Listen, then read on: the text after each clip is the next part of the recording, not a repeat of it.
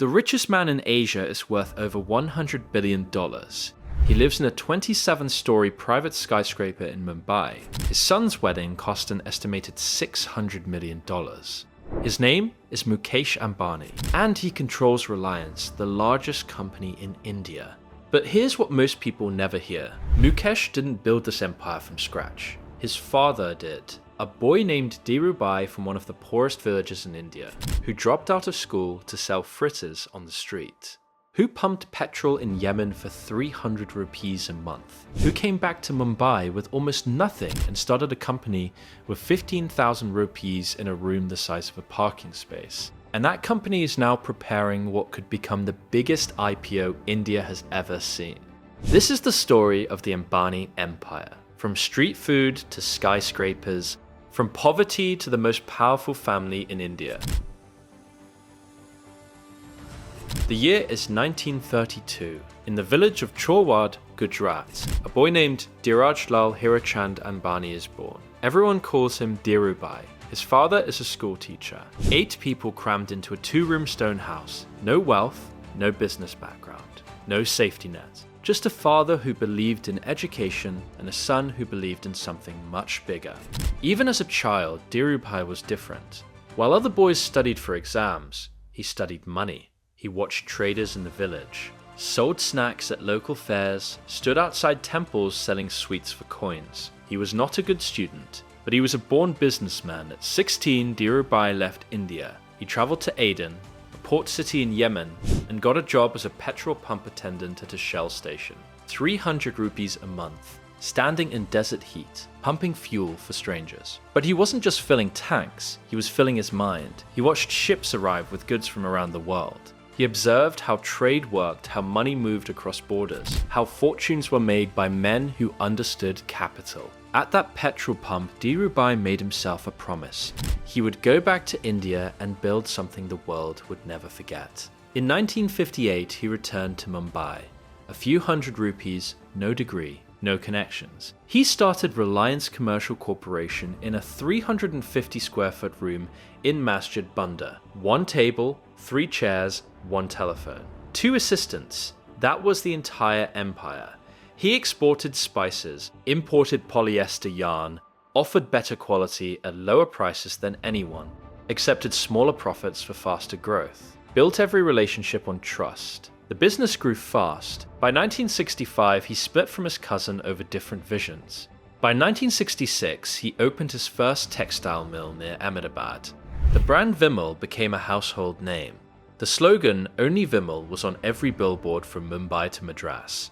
But Dhirubhai never stopped pushing. He didn't want to sell cloth. He wanted to make the yarn, then the chemicals, then the oil. Backward integration. Control everything from the oil well to the shirt on your back. By the 1980s, Reliance had expanded into petrochemicals, plastics, and energy, one of India's biggest private companies. And then Dhirubhai did something that changed Indian business forever.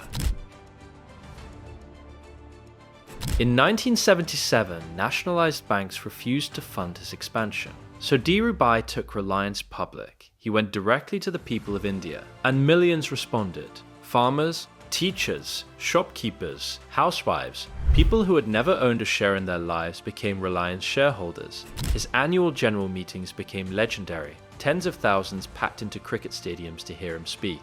He treated them like family. Delivered returns year after year made ordinary Indians feel like owners of something extraordinary. Dhirubhai democratized the stock market decades before any app existed. He turned millions of Indians into investors. Reliance wasn't just a company, it was a movement. In 1986, a major stroke paralyzed his right hand. He gave control to his sons, Mukesh and Anil. On July 6, 2002, Dhirubhai died after a second stroke. He was 69, the petrol pump boy was gone, but his empire was just getting started. After his death, the brothers went to war. Mukesh and Anil fought bitterly over control. Their mother intervened. The empire was split. Mukesh took oil, gas, petrochemicals. Anil took telecom, power, finance. Mukesh built relentlessly, Anil's empire collapsed. Reliance Communications went bankrupt. Anil faced contempt of court for unpaid debts. Mukesh had to personally pay his brother's debts to save him from prison. two brothers who once shared a two-bedroom apartment, torn apart by the empire their father built. But Mukesh didn't just survive the split. He built something bigger than even his father imagined. He expanded Reliance into the world's largest single-site oil refinery at Jamnagar, built India's largest retail chain, and then launched Jio. In September 2016, Mukesh offered free 4G data to the entire country. Free calls, free everything, for months. Existing telecoms called it insane, predatory, unsustainable. But Mukesh wasn't selling phone plans. He was putting the internet into the hands of every Indian, from the richest businessman in Mumbai to the poorest farmer in Bihar. Within 6 months, 100 million subscribers. Within 3 years, 400 million, India went from one of the most expensive countries for data to one of the cheapest on earth.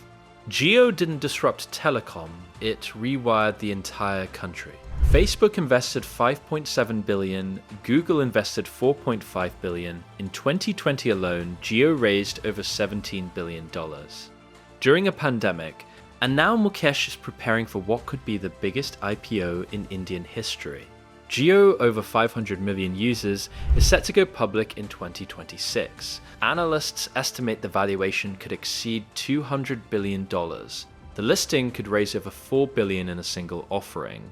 If it happens, it won't just be India's largest IPO, it will be one of the largest on the planet. If this story gripped you, hit subscribe right now. We tell stories like this every single week, the untold journeys behind the world's most powerful empires.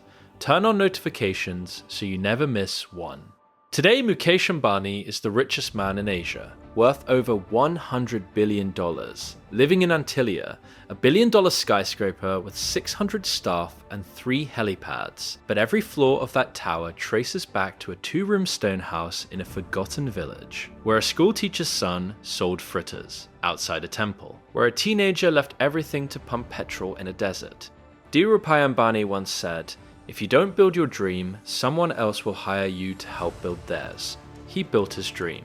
His son turned it into the largest empire in Indian history. Some families inherit wealth. The Ambanis created it from nothing in a single generation. And the story is still being written.